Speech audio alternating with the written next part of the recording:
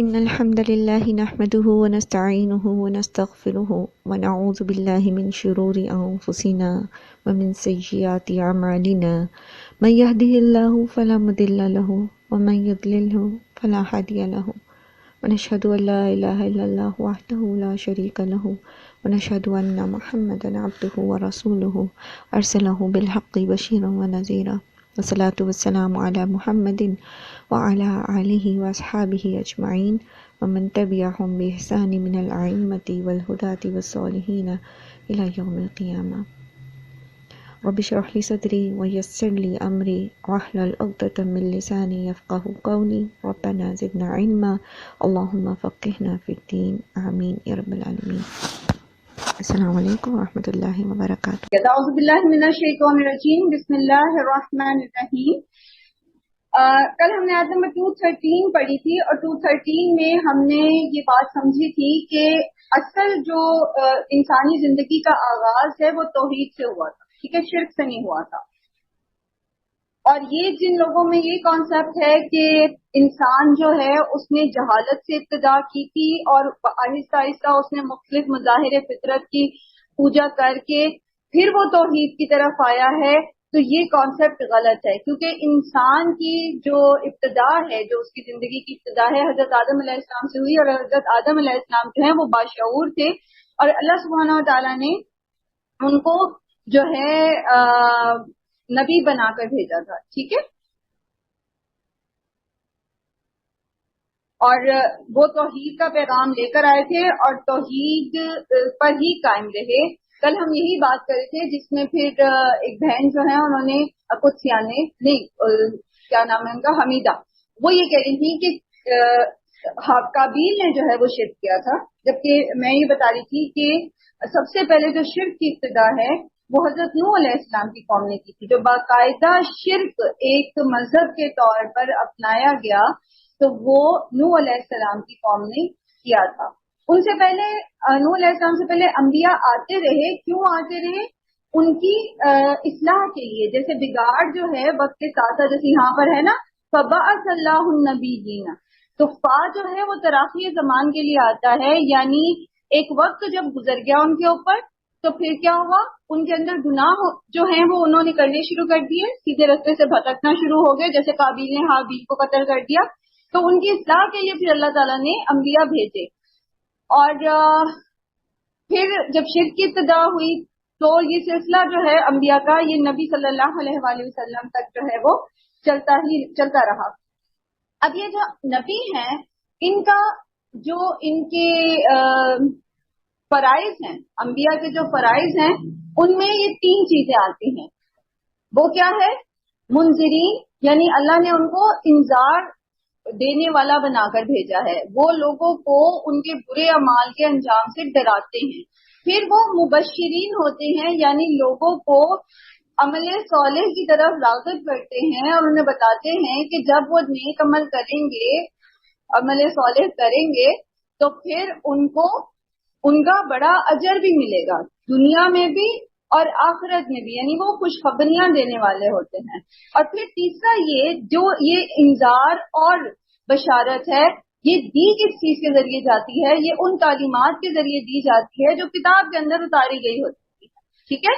اور کتاب جو ہے، اللہ کی کتاب جو ہے وہ اختلاف کو دور کرتی ہے، جن معاملات میں لوگ اختلاف کر رہے ہوتے ہیں یہ ان کو دور کرتی ہے۔ یہ اور بات ہے کہ لوگ ایک دوسرے کے اوپر بغی کرنا چاہتے ہیں، سرکشی کرنا چاہتے ہیں، ان پر ایک دوسرے کے اوپر جو ہے وہ اپنا روب ڈالنا چاہتے ہیں، اپنی بڑائی جتانا چاہتے ہیں، تو ایسا کرنے کی وجہ سے جب ان کے پاس دلائل آ جاتے ہیں تب بھی وہ بات کو مانتے نہیں ہیں، تب بھی وہ کتاب کو رد کر دیتے ہیں، یعنی کتاب پر ایمان نہیں لاتے۔ اب بات دراصل یہ ہے کہ کتاب میں تو درست تعلیمات ہوتی ہیں، تو کتاب سے تفرقہ ختم ہوتا ہے، جیسے ہم نے پہلے بھی پڑھا، سورہ آل عمران کا یہ ریفرنس ہم نے پہلے بھی پڑھا ہے کہ وَاعْتَصِمُوا بِحَبْلِ اللَّهِ جَمِيعًا وَلَا تَفَرَّقُوا، تو اللہ کی جو کتاب ہے وہ تو تفرقے کو ختم کرتی ہے، اختلاف کو ختم کرتی ہے، لیکن جو لوگ اختلاف ختم کرنا ہی نہیں چاہتے تو ان کو پھر اس کتاب سے ہدایت بھی نہیں ملتی۔ اب آپ دیکھیے کہ اختلاف جو ہم امت کے اندر اختلاف ہے اور جو فرقہ پرستی ہے، تو اس آیت سے یہ بالکل واضح ہو جاتا ہے کہ اس فرقہ پرستی یا اس اختلاف کی وجہ کیا ہے۔ اب آپ بتائیے، ہاں جی بتائیے۔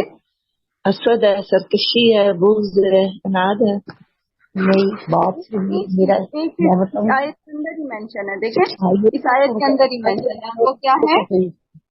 ایک دوسرے کے اوپر بغی کرنا، ایک دوسرے کے اوپر سرکشی کرنا، اور ایک دوسرے کے اوپر سرکشی جو ہے نا، وہ اس کی بنیادی مطلب اس کی بنیادی وجہ سے پھر لوگ جو ہیں وہ حسد بھی کرتے ہیں اور باقی بھی منفی جذبات ان کے اندر آ جاتے ہیں۔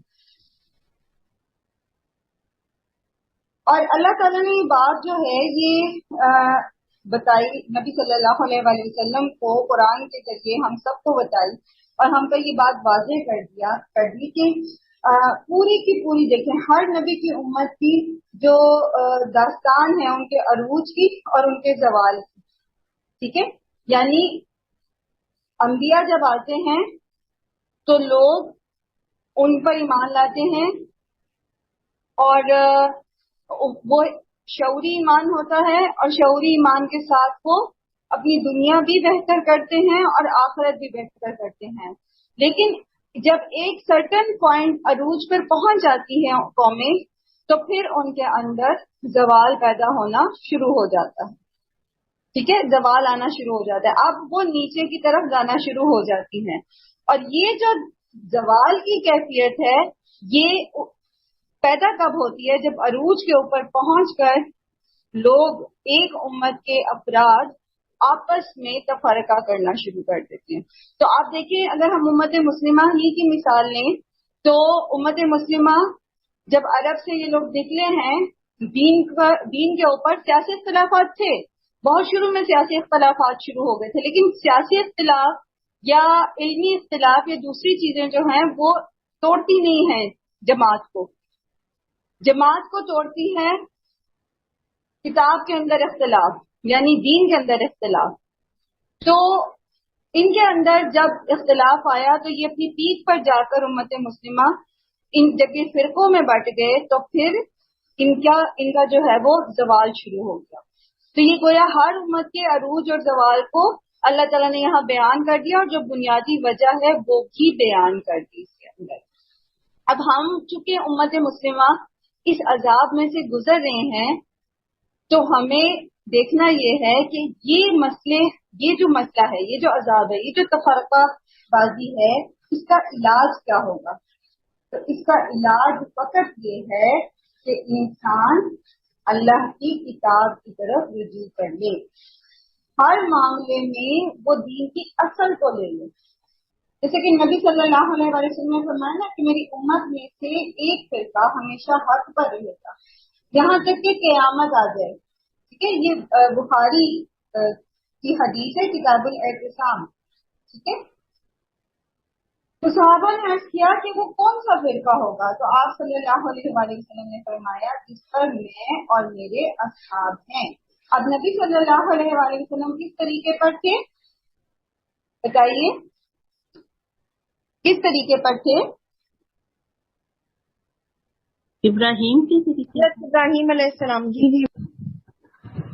نبی صلی اللہ علیہ وسلم قرآن کے طریقے پہ تھے، قرآن، ٹھیک ہے؟ تو آپ صلی اللہ علیہ وسلم نے فرمایا کہ نجات پانے والے لوگ صرف وہی ہیں جو میرے اور میرے اصحاب کے طریقے پر ہوں گے۔ تو نبی صلی اللہ علیہ وآلہ وسلم کا طریقہ کیا تھا؟ قرآن یعنی کتاب اللہ، ٹھیک ہے؟ اور صحابہ کرام کا طریقہ کیا تھا؟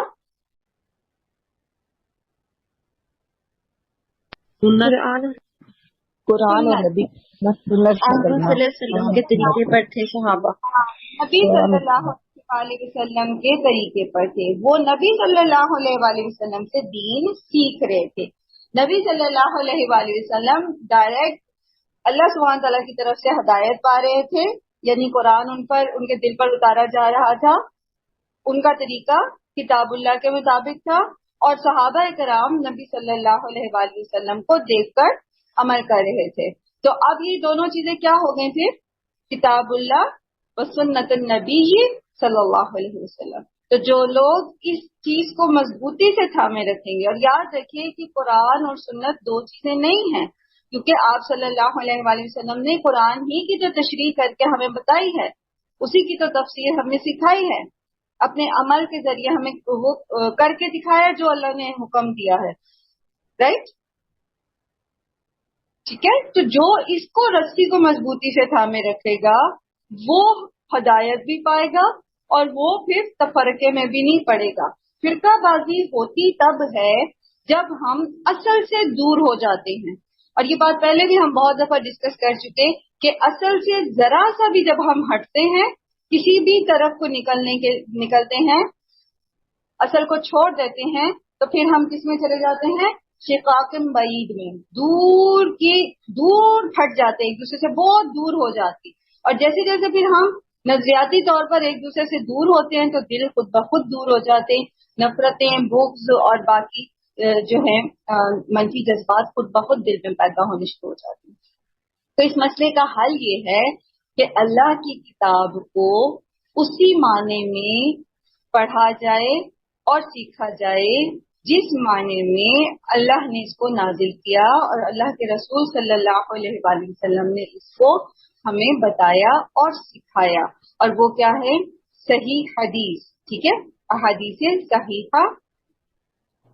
یہ واحد ایک ہمارا ریوائول ہے، ہمارا سروائیول ہے، ہماری بچت صرف اس میں ہے کہ دنیا اور آخرت کی رسوائی سے بچنے کے لیے ہم متحد ہو جائیں، اور متحد ہونے کے لیے ہمیں پھر اللہ کی کتاب اور اللہ کے نبی صلی اللہ علیہ وآلہ وسلم کی جو سنت صحیحہ ہے، احادیث صحیحہ ہے، ان کو پکڑنا پڑے گا۔ پھر اللہ تعالیٰ فرماتے ہیں واللہ یہدی من یشاء الی صراط مستقیم، اللہ تعالیٰ مومنوں کو ہدایت دیتا ہے اس معاملے میں جو یہ اختلاف کر رہے ہیں، جو کتاب میں اختلاف کر رہے ہیں، اللہ تعالیٰ اس اختلاف کی بابت مومنوں کو ہدایت دے دیتا ہے کہ درست چیز کیا ہے۔ اب ہم نے یہ ہدایت کا معیار سمجھ لیا، ہمیں قرآن اور حدیث سے یہ معیار پتہ چل گیا کہ یہ ہدایت کا معیار ہے کیا، اور وہ کیا ہے؟ قرآن اور سنت، ٹھیک ہے۔ اب صرف پتہ کر لینا کافی نہیں ہوتا، معلوم ہو جانا کافی نہیں ہوتا، اب یہ ہدایت رشد تو مل گئی، اب ہدایت توفیق چاہیے۔ تو اللہ تعالیٰ واللہ یہدی من یشاء الی صراط مستقیم، اللہ جس کو چاہتا ہے ہدایت توفیق عطا کرتا ہے۔ ہدایت رشد تو سب کے لیے ہے نا، یہ کتاب جو ہے، قرآن جو ہے، یہ ہدی للناس ہے نا، سب کے لیے ہے، لیکن پھر ایمان کون لاتا ہے، اس سے ہدایت کون پاتا ہے، اس سے اپنے اعمال کو درست کون کرتا ہے؟ وہ جو جس کو ہدایت توفیق ملتی ہے۔ ہدایت توفیق ملتی کیسے ہے؟ کیا رینڈملی اللہ تعالیٰ نے بس کہہ دیا یہ کافر ہوں گے، یہ مسلمان ہوں گے؟ کیسے ملتی ہے ہدایت جو توفیق؟ لینا چاہتا ہے اسے مل جاتی ہے، جو لینا نہیں چاہتا تعالیٰ سے مانگ سکتے ہیں، جو طلب کرتی جو مانگتا ہے، جو تڑپتا ہے اس کے لیے، جو اس کے لیے کوشش کرتا ہے، جو اپنے رب سے تعلق مضبوط کرنا چاہتا ہے، جو اپنے رب کو ڈھونڈنا چاہتا ہے، جو اس کی معرفت پانا چاہتا ہے، جو اس راستے پر چلنا چاہتا ہے جیسے اللہ کا حکم ہے، اپنی چوائس پہ نہیں۔ دیکھیں، ہدایت کا معاملہ ایسا ہے، یہ میں آپ کو گراؤنڈ ریالٹیز پر تجربے کی بنیاد پر کہہ رہی ہوں، یہ کوئی حدیث یا وہ نہیں ہے، لیکن ہدایت کا معاملہ مجھے جو اپنی آج تک کی زندگی میں اور علم کے سفر میں سمجھ آیا ہے وہ یہ ہے، آپ جتنی ہدایت چاہتے ہیں نا، اندر سے دیکھیں، اپنے اندر سے، بالکل اپنی کور آف دا ہارٹ سے، جس قسم کی ہدایت آپ چاہتے ہیں نا، جتنی اتنی مل جاتی ہے۔ مجھے سورہ بقرہ میں ہم نے پڑھا تھا نا منافقین کی مثالوں میں کہ اگر اللہ تعالیٰ چاہتا تو ان منافقوں کی بھی جو آسانی میں چلتے ہیں، جب آسانی ہو جاتی ہے، روشنی ہو جاتی ہے، چل پڑتے ہیں، جب اندھیرا ہو جاتا ہے تو رک جاتے ہیں. تو اگر اللہ تعالیٰ چاہتا تو اللہ تعالیٰ ان کی بھی سمع اور بصر لے جاتا، یعنی ان کو بھی ویسا ہی منافق کر دیتا، وہ اعتقادی منافقوں جیسا، بالکل جو کافروں کے برابر ہے. لیکن اللہ تعالیٰ ایسا نہیں کرتا، حالانکہ وہ اس چیز پر قدرت رکھتا ہے. کیوں؟ کیونکہ یہ جو عملی منافق تھے، انہوں نے اتنی ہی ہدایت چاہی کہ بس ہم کنارے کنارے دین پر چلیں گے، ہم اپنی دنیا کو متاثر نہیں کریں گے، ہمیں جب سہولت ہوگی ہم کریں گے، جب ہمیں مشکل پڑے ہم نہیں کریں گے، ہمیں بس ایسی ہی ہدایت چاہیے. تو جیسی ہدایت انسان چاہتا ہے نا ویسی اس کو مل جاتی. ہم سب اپنے دلوں کو جھانک کے دیکھیں اندر، ہم کس قسم کی ہدایت اللہ تعالیٰ سے مانگتے ہیں. ہم مانگتے ہیں اللہ تعالیٰ سے ایسی ہدایت کہ اللہ تعالیٰ ہم اپنی دنیا قربان کرنے پہ تیار ہیں، ہم اپنی نیند قربان کرنے پہ تیار ہیں، ہم اپنی خواہش نفس قربان کرنے پر تیار ہیں، ہم اپنی ہر چیز قربان کرنے کے لیے تیار ہیں اس ہدایت کے بدلے میں. ہم آخرت بیچ کر دنیا نہیں خریدنا چاہتے، ہم اپنی دنیا، اپنی جان اور اپنے مال جنت کے بدلے دیتے ہیں. وَمَن يَشْرِ نَفْسَهُ ابْتِغَاءَ مَرْضَاتِ اللَّهِ. ٹھیک ہے، ہم اپنا آپ اللہ تعالیٰ آپ کے سامنے بیچ رہے ہیں. ہماری چاہ، ہمارے نظریات، ہماری کیا آپ اس کو کہیں گے، روایات، رسمیں، ہمارے عقائد، ہمارے آباء و اجداد کے طریقے، ہماری دنیا کی محبتیں، ہمارے رشتے، جتنی بھی چیزیں ہیں، ہم آپ کی رضا کی خاطر ان کو قربان کرنے کا حوصلہ رکھتے ہیں. تو ہمیں آپ وہ والی ہدایت دیں جو ہمیں جنت تک پہنچا دے.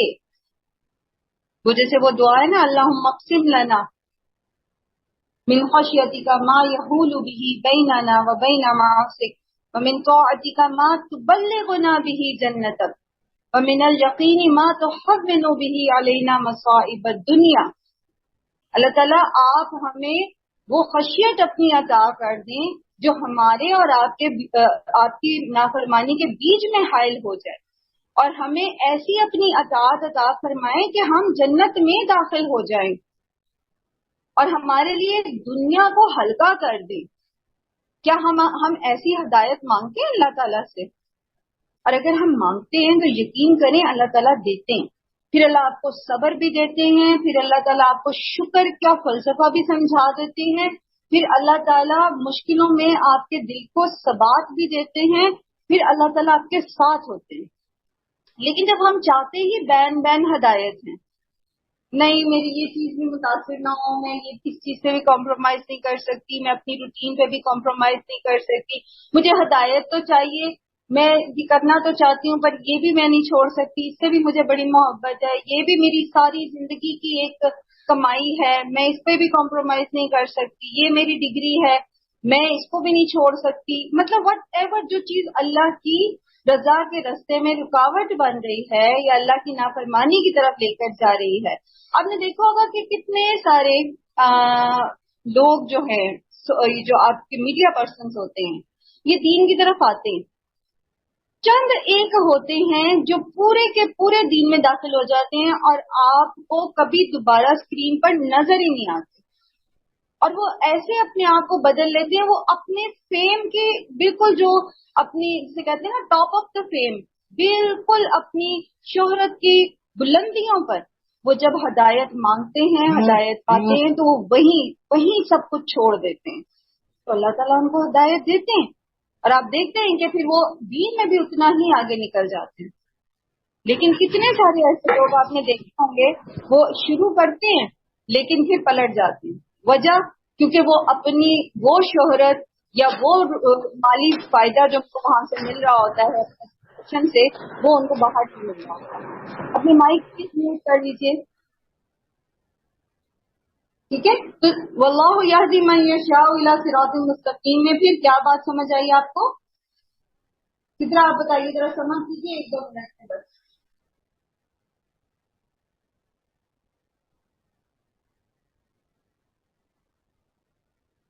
جی آپ کو آواز آ رہی ہے میری؟ جی میم آ رہی ہے، میں نے موبائل بھی استعمال کیا.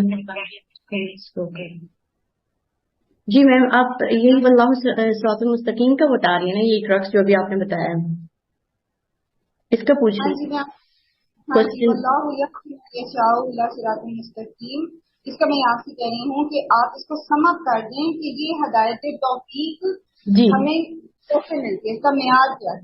جی میم بالکل، ہدایت توفیق اور ہدایت رشد دونوں ہوتا ہے. ایکچولی ہدایت جو ہے نا وہ گائیڈنس ہے اللہ کی طرف سے.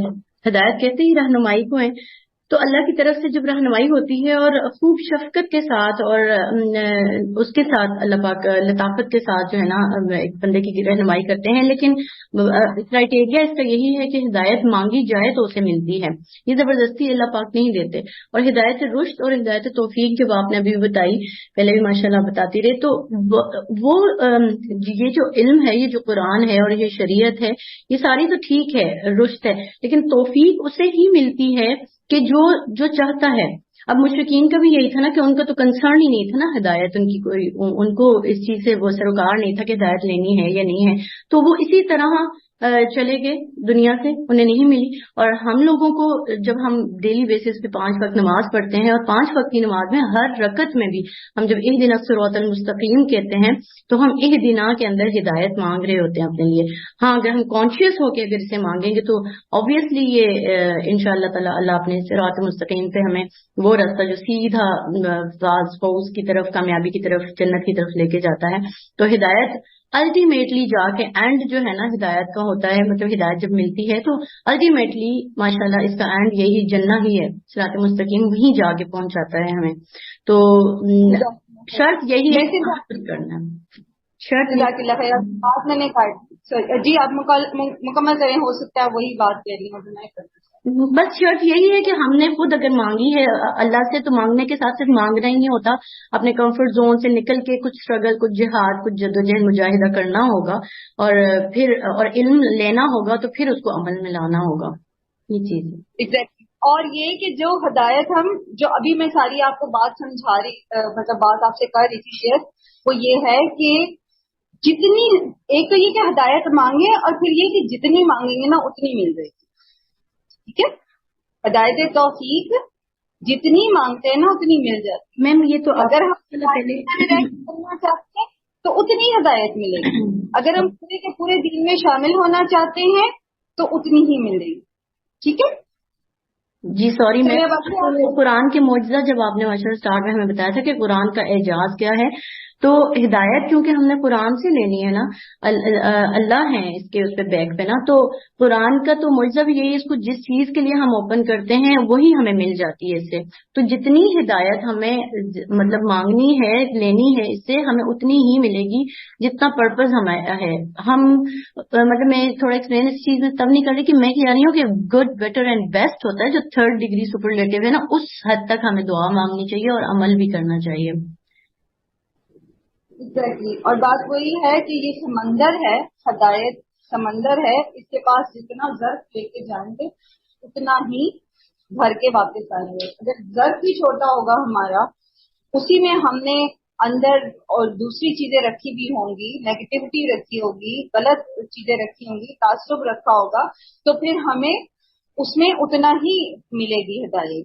لیکن اگر ہم اس ظرف کو ہر تعصب اور ہر اس طرح کی نیگیٹیوٹی سے پاک کر کے، صاف کر کے لے کر جائیں گے تو اتنا ہی زیادہ پیور ہدایت. ام حسبتم ان تدخلوا الجنت، ام حسبتم کیا تم نے سمجھ لیا ہے کہ تم جنت میں داخل کر دیے جاؤ گے.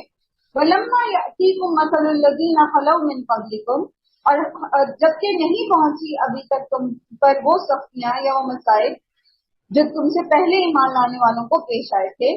مستهم البأساء والضراء وزلزلوا، ان پر اس قدر سختیاں مصیبتیں آئیں اور وہ ہلا کر رکھ دیے گئے. حتی یقول الرسول والذین آمنوا معه متی نصر اللہ، یہاں تک کہ رسول خود اور ان کے ساتھی، اس رسول کے ساتھی ایمان لانے والے یہ پکار تھے کہ اللہ کی مدد کب آئے گی. الا ان نصر اللہ قریب، یاد رکھو یا سن لو اللہ کی مدد قریب ہی ہے. سب سے پہلے یہ کہ ام حسبتم ان تدخلوا الجنت، क्या तुमने ये समझ लिया है कि तुम ऐसी जन्नत में दाखिल कर दिए जाओगे? जैसे सूरह अनकबूत आयत नंबर 2 में अल्लाह ताला फरमाते हैं, अहसिबन्नासु अन युतरकू अन यकूलू आमन्ना वहुम ला युफ्तनून। क्या लोगों ने ये समझ लिया है कि जब वो कह देंगे कि हम ईमान ले आए तो उन्हें ऐसे ही छोड़ दिया जाएगा और उन्हें आजमा कर नहीं देखा जाएगा? तो at the very first stage जब हम ईमान लाते हैं तो आजमाए तो जाएंगे। अल्लाह ताला ठोक बजा के तो देखेगा ना कि कौन अल्लाह की उस बनाई हुई जन्नत के आला दर्जों के काबिल है, कौन अल्लाह के दीदार के काबिल है। अल्लाह ताला चेक तो करके देखेंगे ना। और वो हजरत बिलाल की मिसाल मैंने आपको दी थी। उसने अबू जहल ने कहा कि बिलाल क्यों इतनी मुशक्कत उठा रहे हो, क्यों इतनी तकलीफ में पड़े हुए। उमैया बिन खल्फ का गुलाम थे ना बिलाल। तो अबू जहल गुजरा पास से तो कहते क्यों अपने आप को तकलीफ में डाला, कह तो जो ये कह रहा है, तुम क्यों आहद आहद की रट लगाए हुए हो, कोई मामूली तकलीफ थी। आज गर्मी है, आप मुल्तान में रह रहे हैं या आप कराची में रह रहे हैं या आप लाहौर में रह रहे हैं या इवन आप यहाँ वहाँ में या इस्लामाबाद में रह रहे हैं, आप धूप में खड़े होकर दिखाएं नंगे पांव सड़क पे, रेत भी नहीं, और सिर्फ थोड़ी देर के लिए। सहरा की दोपहर चिलचिलाती हुई और उस पे बगैर किसी कपड़े के बरहना पीठ के साथ रेत पे लिटाया हुआ और सीने पर बड़े बड़े पत्थर पड़े थे, और वो बंदा कह रहा कि तू बस ये कह दे कि अल्लाह को एक कहना छोड़ दे, अहद कहना छोड़ दे। और बिलाल है कि कहते जा रहे अहद अहद अहद। तो क्या तुम्हें मजबूरी है, दो लफ्ज ही तो है ना, कहो और छुट जाओ यहाँ से। तो बिलाल ने क्या कहा था आगे से बताएं क्या कहा था बिलाल रजी अल्लाह अन्हु ने?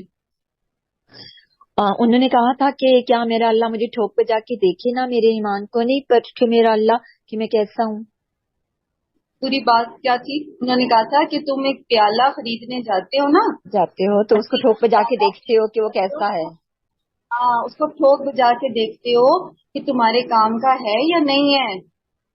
ये एक जरा सी ठेस से टूट तो नहीं जाएगा कहीं तुम इसमें ये उनका बयान नहीं है। उन्होंने बस ये कहा था कि उसको तुम ठोक बजा के देखते हो ना कि तुम्हारे काम का है या नहीं है जी। तो अल्लाह मेरे ईमान को नहीं देखेगा, आजमाएगा नहीं।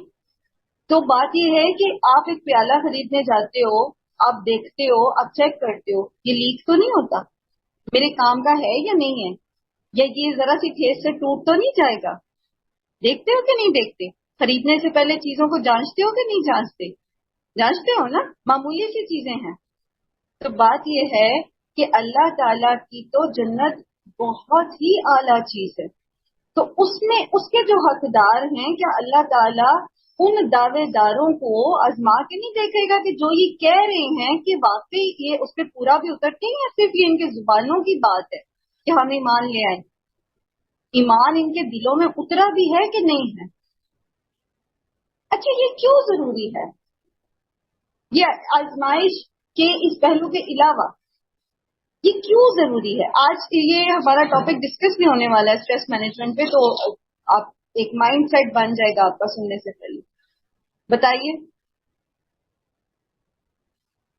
क्यों जरूरी है? अल्लाह ताला चाहें तो सभी को जन्नत में भेज दें भाई। आजमाइश नहीं होगी तो उसकी अहमियत का कैसे पता चलेगा? हम अल्लाह ताला का शुक्र कैसे अदा करेंगे?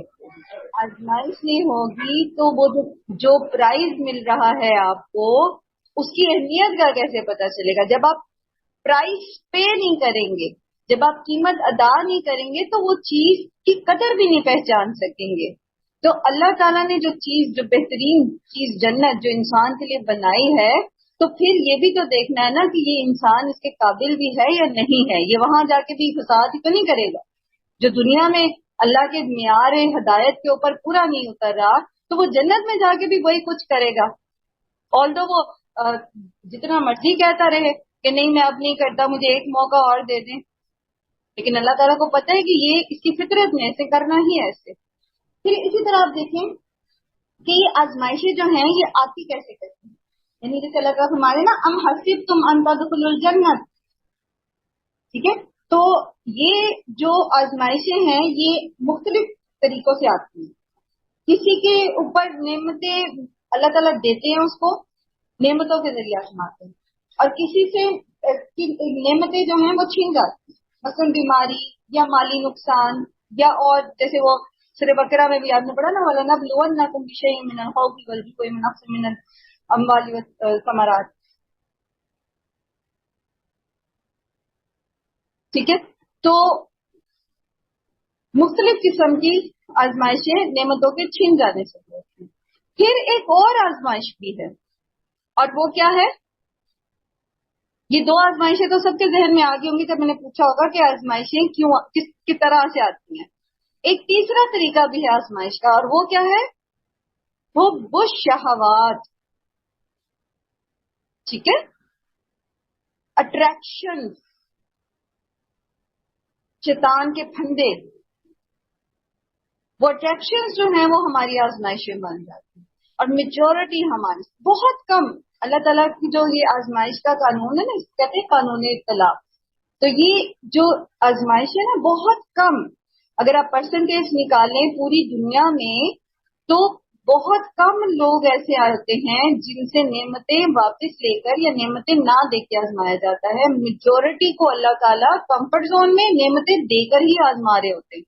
لیکن ان دونوں کیٹیگریز کے اندر جو چیز بڑی آزمائش بن کر آ جاتی ہے وہ پھر یہ حب الشہوات آ جاتی ہے، اٹریکشن آ جاتی ہیں دونوں طرح کی کیٹیگریز کے اندر.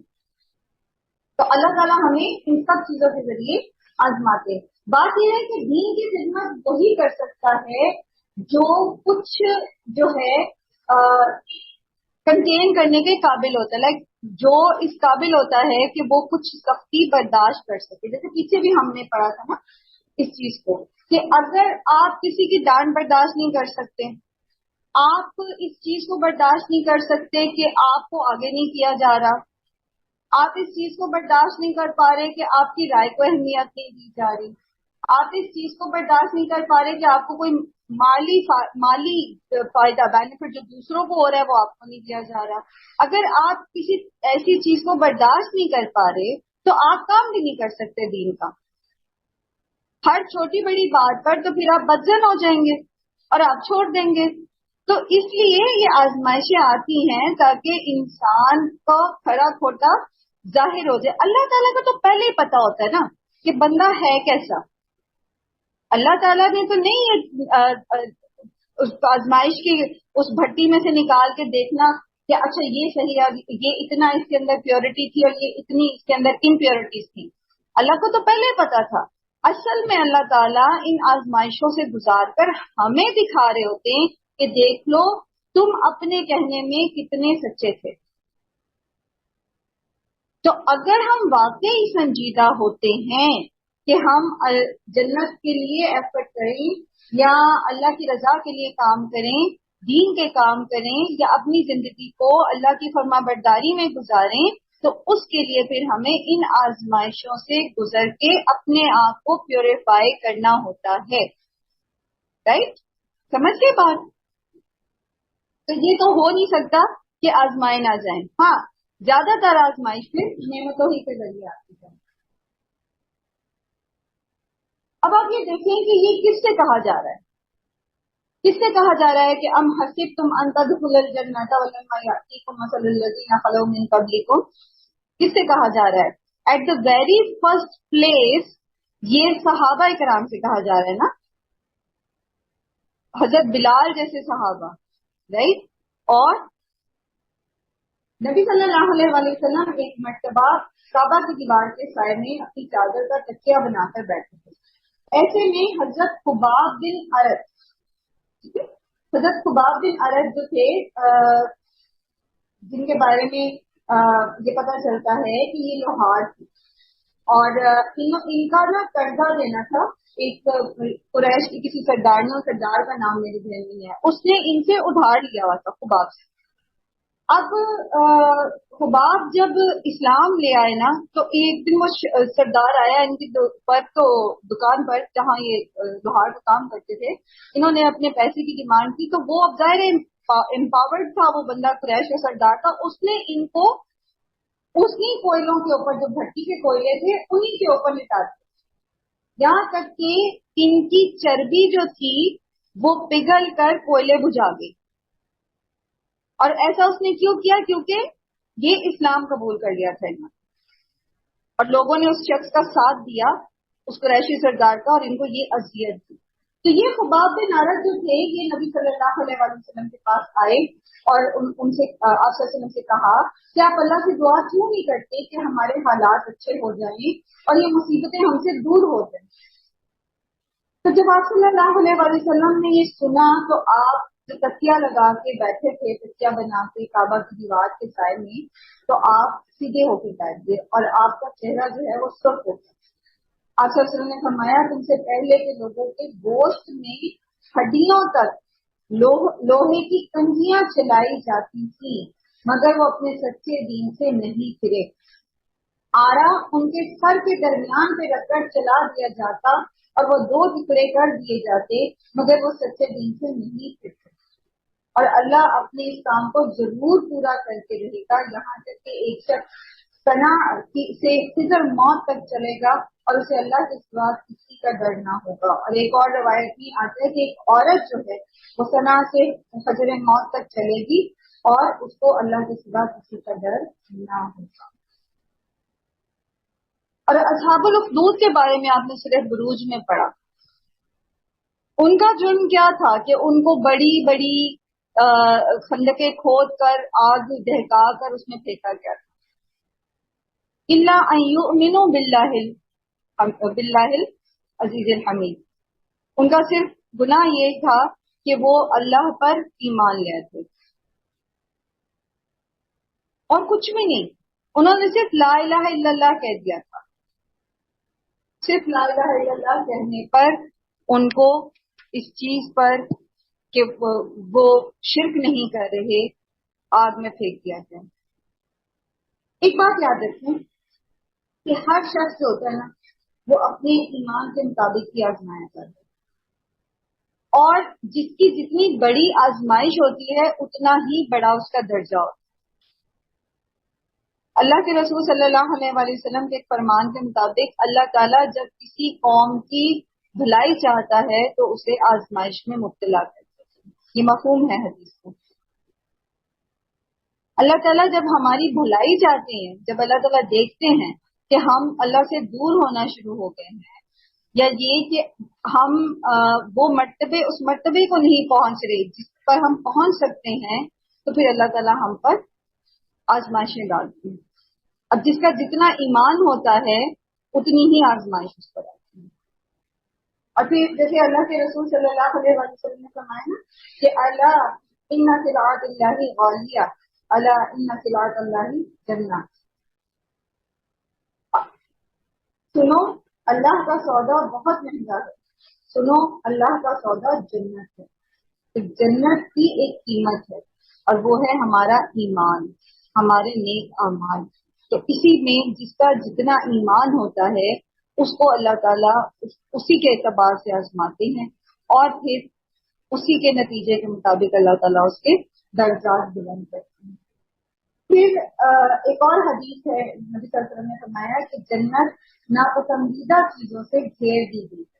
یعنی جو چیزیں نفس کو ناپسند ہیں, نفس پہ بھاری ہوتی ہیں, نفس پہ گراں گزرتی ہیں, تو جنت جو ہے انہی راستوں پر سے گزر کر, یعنی انہی پر صبر کر کے ان سے ان ناپسندیدہ چیزوں سے بچتے بچتے پھر انسان جنت میں پہنچتا ہے. جنت جو ہے یہ جھوٹے غداروں, دھوکے بازوں اور صرف اللہ کو باتوں سے خوش کرنے والوں کے لیے نہیں ہے. اسی لیے اللہ تعالیٰ نے فرمایا نا کہ کیا سوچ لیا, انہوں نے یہ سمجھ لیا کہ انہوں نے کہہ دیا احسب الذین ان یترکوا ان یقولوا آمنا وهم لا یفتنون. صرف منہ سے کہہ دینا کہ مجھے اللہ سے بہت محبت ہے, مجھے اللہ کے رسول سے بہت محبت ہے. جب میں صرف منہ سے تقریریں کرتے رہنا اور گفتار کے غازی بنے رہنا، اور جب کردار پر بات آئے، جب بات عمل پر آئے، تو منافقین کی طرح جو ہے وہ ٹیک لگائی ہوئی لکڑیاں بن کے بیٹھ جائیں. جب اب منافقین کا جو کردار اللہ تعالیٰ نے سورہ توبہ میں کھول کھول کے بیان کیا ہے، تو وہ اللہ نے انہیں تبوک کی آزمائش کی بھٹی سے گزارا تھا نا. صاف پتہ لگ گیا تھا کہ کون مسلمان ہے اور کون منافق ہے. اور اللہ تعالیٰ پھر پچھلے انبیاء کا ذکر کرتے ہیں کہ ان پر تو ایسی ایسی مصیبتیں آئیں، ان پر، ان کے فالوور پر، کہ وہ ہلا مارے گئے. اور یہاں تک کہ انہوں نے کہا کہ اللہ کی مدد کب آئے گی؟ تو یاد رکھیں اللہ کی مدد قریب ہی ہے. ایک حدیث ہے کہ اللہ سبحانہ تعالیٰ، مفہوم ہے کہ اللہ تعالیٰ ہنستے ہیں اس بات پر کہ تنگی کے بعد آسانی قریب ہی تھی، مطلب بالکل قریب تھی، لیکن بندہ جو ہے اس سے پہلے ہی تھک جاتا. یعنی قریب ہی ہے، یہ بندہ تھوڑا الگ ہے، کہتے ہیں تھوڑا سا صبر کرے نا کہ یہ اس کی آسانی رکھتی ہے. لیکن بندہ کیا کرتا ہے؟ بندہ بے صبرا ہے، وہ اس سے پہلے ہی ہار مان لیتا ہے، مایوس ہو جاتا ہے، خودکشی کر لیتا ہے، یا اللہ سے بدگمان ہو جاتا ہے، اللہ کا راستہ چھوڑ دیتا ہے، شرک شروع کر دیتا ہے. حالانکہ وہ تنگی کے ساتھ وہ آسانی قریب ہی ہوتی.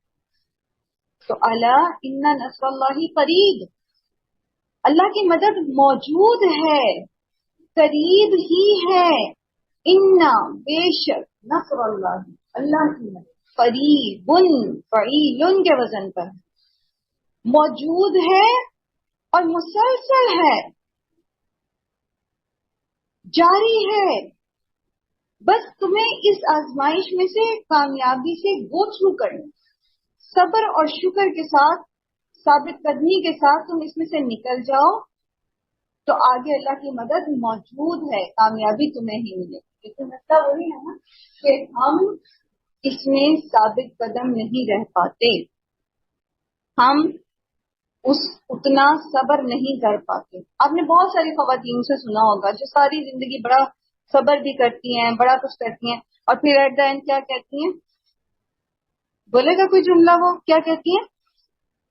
ہم تھک گئے ہیں صبر کر کے، یا ہمارا پیمانہ لبریز ہو گیا ہے. اب ہم سے اور صبر نہیں ہوتا، ہم نے بہت صبر کر لیا، اب ہم سے اور صبر نہیں ہوتا. اور وہ جہاں بے صبری کر بیٹھتی ہیں اس کے آگے ہی فوراً آسانی، لیکن وہ پہلے ہی مایوس ہوتی. لوگ خودکشی کیوں کر لیتے ہیں؟ 3 دن کا فاقہ، یا بچوں کی اسکول کی فیس ادا نہ کر پانا، یا وہ اپنی کسی ریلیشن شپ میں ناکامی، یا جاب لیس ہو جانا، یا کوئی اور بات. لوگ خودکشی کیوں کرتے ہیں بتائیے؟ یہ جو حالات ہوتے ہیں نا، یہ کیا ہوتے ہیں اصل میں؟ یہ آزمائش ہوتی ہے. آپ اچھی خاصی جاب کر رہے تھے، یہ چلیں آپ ایک ایسی جاب کر رہے تھے جو بس مارے بندھے گھر کا خرچہ پانی چلا رہے تھے، آپ جاب لیس ہو. اب کیا ہے؟ کیا اس مشکل کا حل یہ ہے کہ بندہ اپنے آپ کو بھی قتل کر دے اور اپنے گھر والوں کو بھی قتل کر دے؟ ہم پڑھتے ہیں نا ایسی خبریں. آلدو یہ مشکل چیز ٹو بی دا جاب لیس، اور بچوں کے ساتھ، اور انسان اپنی بھوک اور وہ برداشت کر لیتا ہے، لیکن بچوں کی تکلیف دیکھنا اور برداشت کرنا ایک مشکل کام ہے. لیکن یہی تو آزمائش ہے. آپ دیکھیں نا اللہ تعالیٰ کیا فرما رہے ہیں؟ زلزلو، زلزلہ کسے کہتے ہیں؟ جب زمین کیا ہوتی ہے؟ ہلنے لگتی ہے. تو زلزلو، وہ ہلا مارے گئے، ہلا مارے گئے. یہ ہلا مارا جانا کی کیفیت ہے نا. بچے بھی بھوکے ہیں، آگے کوئی نوکری بھی نظر نہیں آ رہی، رشتے دار بھی جو ہیں وہ نہیں دیکھ رہے آپ کی طرف، آپ کی بات نہیں سن رہے، لوگ آپ کو ادھار دینے کو تیار نہیں ہے، دکاندار آپ کو دھتکار رہے ہیں، کہہ رہے نہیں جی اب آپ کو اور ادھار نہیں دینا، گھر میں فاقہ ہے. یہ حلال مارا جانا ہے نا. لیکن یاد رکھیں اس کے آگے اللہ کی مدد موجود ہے.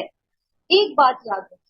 آج ٹاپک ایسے ہمارا آ گیا ہے کہ ہمارے آج شام کے جو کلاس ہے انشاءاللہ اس میں بھی کل کے سیشن میں ہم اس کو سیمیٹک اپروچ میں انشاءاللہ اس کو ڈسکس کرنے والے.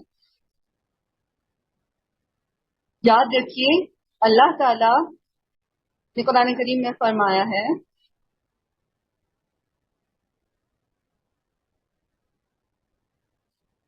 چلے میں آپ کو اس کو دوسرے طریقے سے سمجھانے کی کوشش کرتی ہوں.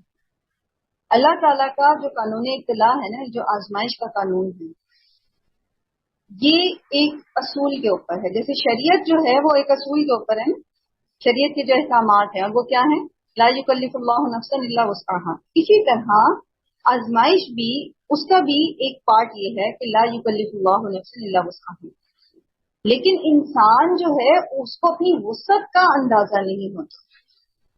ایک مرتبہ اسی طرح کسی سے بات ہو رہی تھی تو وہ بچی تھی غالباً کسی کالج یونیورسٹی کی، تو ایک خبر ڈسکس ہو رہی تھی جس میں ایک ماں نے سندھ میں ایک ماں نے 3 دن کے فاقوں کے بعد 3 دن کے فاقوں کے بعد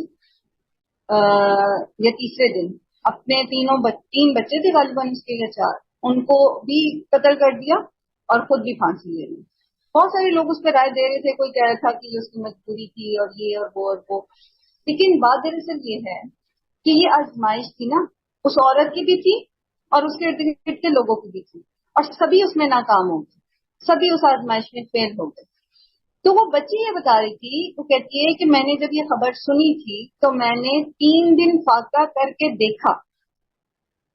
3 دن کہتی میں نے مسلسل فاقہ کر کے دیکھا کہ میری کیا فیلنگز ہوتی ہیں. ابھی آپ کو پتہ ہے کالج یونیورسٹی کے بچے جو ہوتے ہیں یوزلی جو ہیں وہ اس طرح کی حرکتیں کر لیتے ہیں. وہ مطلب صرف بعض جو ہوتے ہیں بہت کیوریس ہوتے ہیں تو وہ ایسے کام کر دیے. تو اس نے کہا کہ میں مری نہیں، میں نے مرنا نہیں تھا. اتنی ٹینڈنسی تھی میری باڈی میں کہ میں تب بھی حواسوں میں رہی اور میں مطلب چیزیں سمجھتی رہی اور چل پھر بھی سکتی تھی. یہ اس بچی کا اپنا پرسپشن تھا ایک کہ وہ اس نے یہ دیکھا کہ کیا واقعی 3 دن کی فاقہ بندے کو اتنا مجبور کر دیتا ہے کہ وہ مر ہی جائے. 3 دن کے بعد ہو سکتا ہے وہیں چوتھے دن اللہ تعالیٰ نے اس کی مدد رکھی ہوتی، لیکن وہ 3 دن میں ہی اپنی وسعت کو پہچاننے سے پہلے ہی مایوس ہو گئی اور اس نے خودکشی کر لی. تو بات یہ ہے کہ اللہ تعالیٰ ظالم نہیں ہے. تو آپ نے سنا ہے نا کہ اللہ تعالیٰ کیا فرماتے ہیں کہ میں نے ظلم کو اپنے اوپر حرام کر لیا ہے اور ابن آدم تمہارے لیے بھی ظلم کو حرام کر دیا، یعنی تمہیں بھی اجازت نہیں کہ کسی کے اوپر ظلم کرو. تو اللہ ہم پہ ظلم تو نہیں کرتا کہ وہ ایک ماں کے سامنے اس کے بچوں کو بھوکا رکھے، ماں خود بھوکی ہو. تو اللہ تعالیٰ نے نعوذ باللہ کوئی کھیل تو نہیں ہے بنایا ہوا نا. یہ آزمائش ہے اس عورت کی بھی اور اس کے ارد گرد کے لوگوں کی بھی. تو جب وہ عورت مایوس ہو گئی اور اس نے موت کو گلے لگا لیا تو وہ بھی امتحان میں فیل ہو گئی اور اس کے ارد گرد کے لوگ بھی امتحان میں فیل ہو گئے. حالانکہ اللہ نے اس کی وسعت سے زیادہ اس پہ بوجھ نہیں لادنا تھا. اللہ کی مدد ساتھ ہی موجود تھی. اور ہم وہ نوز کہ کہاں سے آ جاتی ہے مدد. ہم سب کے ذاتی تجربے بھی ہیں اور آپ نے دیکھے بھی ہوں گے اپنے قریبی لوگوں میں بھی کہ کیسے اللہ تعالیٰ کہاں سے مدد کرتے ہیں، جہاں سے آپ کو من حیث لا یحتسب، جہاں سے گمان بھی نہیں ہوتا، اللہ وہاں سے دیتا ہے. لیکن بات یہ ہے نا کہ ہم تقویٰ کے اس میں تقویٰ کو جانتے ہی نہیں ہیں. معیار کی تو ایک بات یہ لگے نا، لیکن ہمیں پتہ ہی نہیں ہے. ہم لوگوں کو دیکھتے ہیں، اسباب کو دیکھتے ہیں اور اسی میں پھر ہم مایوس ہو جاتے ہیں اور اسی میں پھر ہم کفر کر بیٹھتے ہیں، شرک کر بیٹھتے ہیں، حرام کر بیٹھتے ہیں اور کبائر کا ارتکاب کر بیٹھتے ہیں، کیونکہ ہم صرف ظاہری اسباب کو دیکھتے ہیں. ہمارا اللہ کے ساتھ ایک زندہ تعلق نہیں ہے. تو یاد رکھیے آپ کی زندگی کتنی ہی کٹھن کیوں نہ ہو، کتنی ہی مشکل کیوں نہ ہو، اللہ کی مدد قریب ہی ہے. الا ان نصر اللہ قریب. اس سے زیادہ کٹھن تو نہیں ہوگی کہ آپ کے سر پہ جو ہے وہ آرا رکھ کے چلا دیا جائے اور 2 ٹکڑوں میں تقسیم کر دیا جائے. وہ حضرت عائشہ کی جو مشاطہ آسیہ کی حضرت آسیہ کی جو مشاطہ کی بیٹی تھی، یاد ہے آپ کو؟ فرعون کی بیٹی کی جو مشاطہ تھی، جو اس کی بیوٹیشن تھی، وہ واقعہ یاد ہے آپ کو؟ حدیثی کتابوں میں ملتا ہے.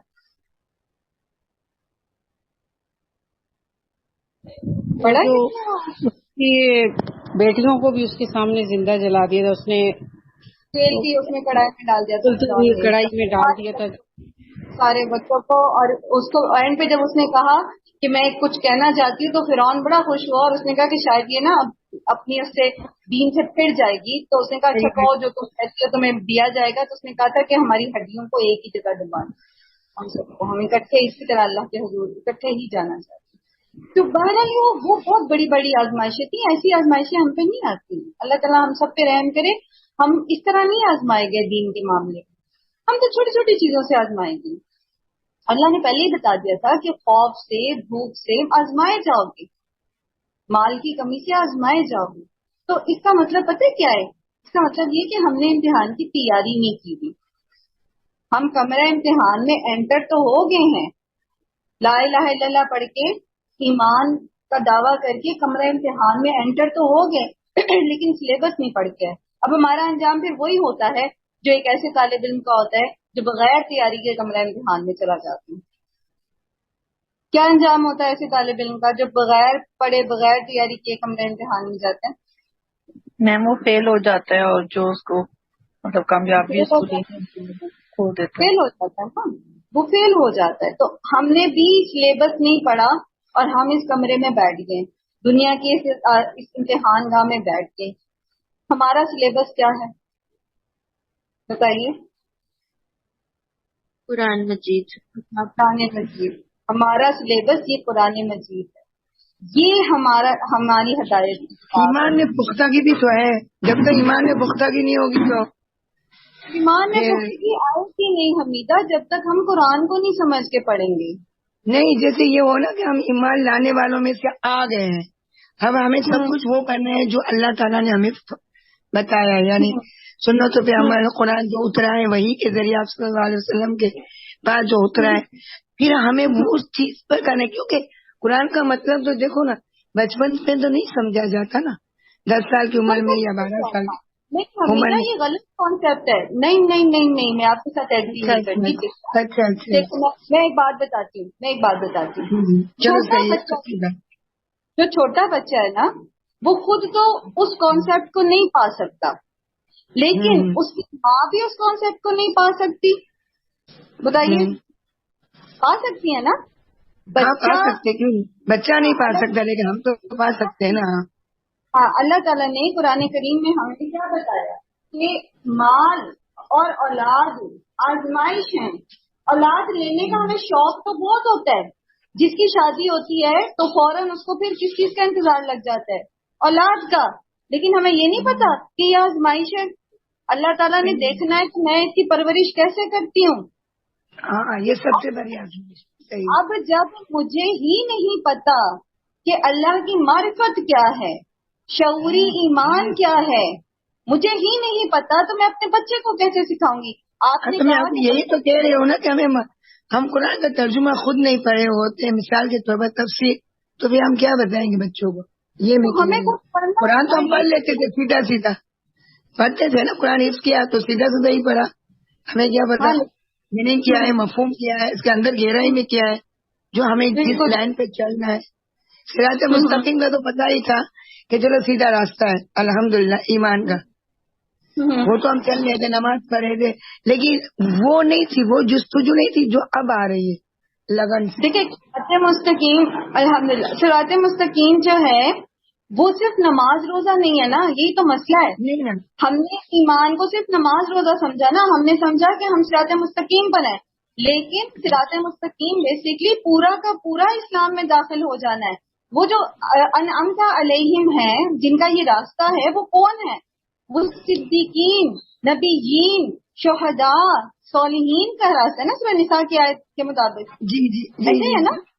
میم یہ بھی تو کہا نا یا ایھا الذین آمنوا ادخلوا فی السلم کافہ، کہ ایمان میں پورے پورے اسلام میں پورے پورے داخل ہو جاؤ. مستقیم جو ہے وہ اسلام میں پورے کا پورا داخل ہو جانا ہی ہے. میرے کہنے کا مقصد یہ ہے کہ اس امتحان گاہ میں آپ کے گھر جو بچہ پیدا ہو رہا ہے، آپ کا جو کوئی پوتا، کوئی نواسا، نواسی، پوتی پیدا ہو رہی ہے، آپ کا اپنا بچہ پیدا ہو رہا ہے، وہ دنیا میں آیا ہے، اس امتحان گاہ میں وہ انٹر ہو گیا ہے. آپ کی ذمہ داری ہے کہ آپ اس کو سلیبس سکھائیں. آپ نہیں سکھا سکیں گے جب تک آپ کو خود نہیں آتا. ہاں میں آپ کو ٹھیک ہے، یہی کہنا چاہتی ہوں، جب مجھے ہی خود نہیں آتا میں دوسروں کو کیا پڑھاؤں گی. ہاں خود نہیں سیکھیں گے تو آپ وہ شعور بچوں میں ہاں کیسے ٹرانسفر کر سکیں گے؟ ہاں اب کیسے آپ ٹرانسفر کریں گے. صحیح ہے. سمپل سی بات میں ایک چھوٹی سی مثال سے سمجھا کے کلاس کو وائنڈ اپ کر دیتی ہوں کہ ہمیں ایمان بچوں کے اندر ٹرانسفر کرنا ہے. شعوری ایمان، اللہ کی معرفت ان کے اندر ڈالنی ہے. کیسے؟ چھوٹی سی مثال سے بتا دیتی ہوں. آپ بچے کو یہ کہتے ہیں کہ یہ تمہارے لیے بابا لائیں گے. کوئی مسئلہ ہوتا ہے، آپ کہتے ہیں بابا یہ مسئلہ حل کر دیں گے، بابا یہ کریں گے، بابا وہ کریں گے. ان کو بتائیں بیٹا آپ اللہ سے مانگے، اللہ تعالیٰ یہ کریں گے، اللہ تعالیٰ بابا کو توفیق دیں گے تو بابا یہ کر سکتے.